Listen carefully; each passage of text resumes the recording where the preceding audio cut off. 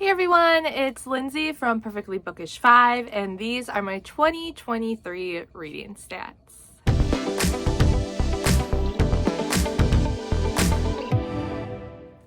In 2023, my goal was to read 125 books. I am at 181.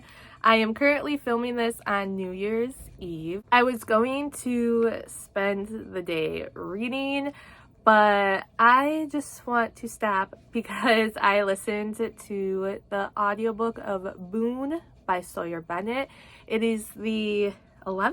I want to say 11th book in her Pittsburgh Titan series.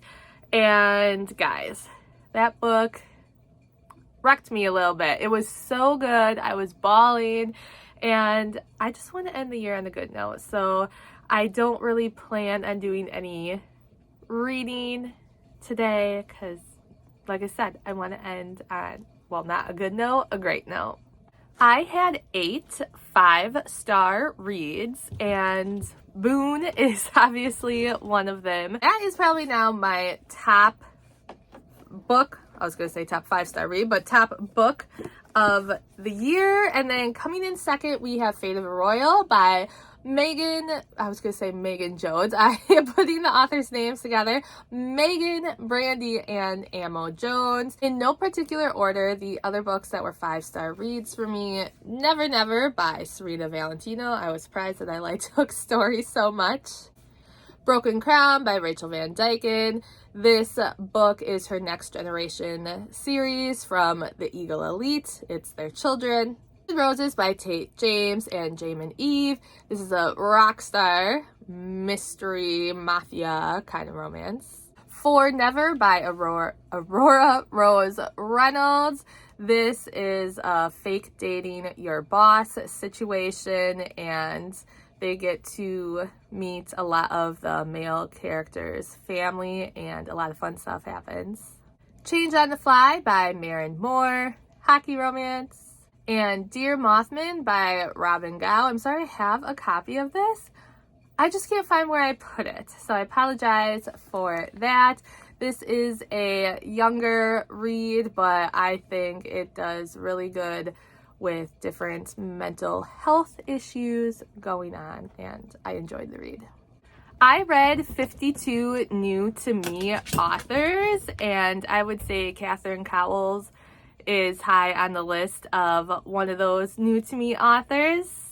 I am looking forward to reading more of her books in 2024. She is going to be at Book Bonanza again, which I am fortunate enough to go to, and I already have a list of other books of hers that I want to read. And yesterday I just made a pre-order for her books at Book Bonanza, so I have to meet her this time. I tried to last year, but it just didn't work out. Hoopla was my biggest source for reading this year, and I did so through audiobooks. If you guys have watched any of my videos before, you have seen me with the eye patch and just the troubles with my eye this year. So for many, many months, I could not physically read a physical book. I just couldn't do it. So audiobooks were huge for me.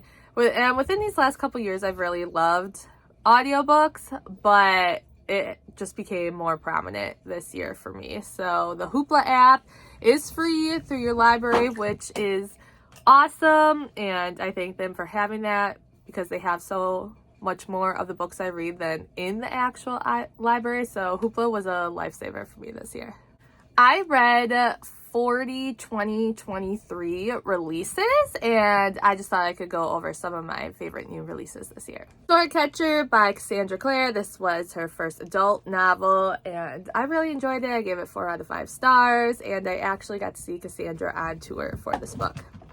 Fall of Rune and Wrath by Jennifer Armentrout. I actually received an ARC of this book, which I was very fortunate for, and it is the first book in a new series, and I am excited to continue it. I gave it 4 out of 4 stars. 4 out of 5 stars. You know, the funny thing is I'm looking at my list here. 1, 2, 3, 4, 5 of the 6 books I was going to mention, I received arcs of. Swordcatcher, I did have an arc. I know the 2 copies I just showed aren't arcs, but they were. And then the next one was an arc, The Imperfects by Rachel Van Dyken. Best Frenemies. You know what? Best Frenemies wasn't an arc. It was an audio review copy that I received. It was out, but I think it just hadn't been out on audio yet. That one was really fun and funny to listen to. Don't Forget Me Tomorrow by A.L. Jackson. This is the 2nd book in her Time River series. And then The Only One Left by Riley Sager. I have been enjoying Riley's writing. I think there's just 1 book of his that I have read so far that I just didn't care for. And I really like the mystery and all the different elements that get put into his books. Then lastly, I'm just going to talk about my most read authors this year. Coming in with 6 books, Piper Rain. Piper Rain is actually 2 different people. I started reading them because they were going to be at a Polycon, and they were some authors that were new to me that I wanted to give a try. I like looking at the author list of signings I'm going to and opening up my reading to more authors. I think what better opportunity to read new authors and meet them at the signing. I'm sorry if you hear some growling in the background. My cats are having some fun back there. But yes, Piper Rain is someone I am excited to continue to read. I read their Green Family series, and this one is the Baileys, and I'm excited to keep reading them. I read 5 books from Tate James. A lot of it was through audiobooks. As you saw, Poison Roses was one of my 5-star reads this year. Then Catherine Cowell coming in with 5 as well. I don't remember the name of the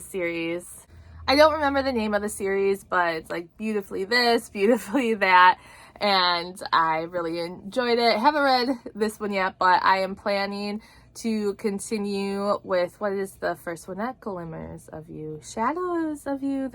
No, that's not it either. Is it Glimmers? Whatever that series is. It Lost and Found?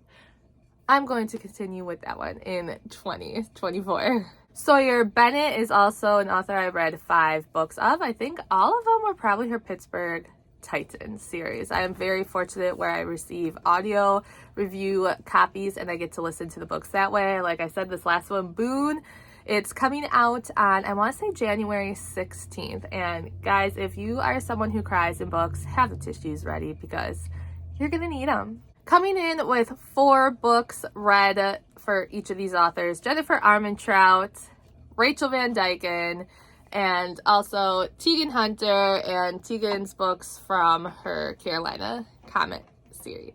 All right, so that is a quick recap of just some 2023 reading stats for me. I haven't totally set all my reading goals yet for 2024. I think since I read 181 this year, I might set my goal just at 150. It was 125 this year. I don't want to go too far out, and I want to be able to reach the goal. I think that's going to be a good goal for me. And I have a list of certain books that I want to read that I haven't gotten to forever. Some series I want to try to wrap up. But like I said, I'm still working on that list. Let me know down below how many books that you have read in 2023. What were some of your favorites? And good luck with your 2024 reading year.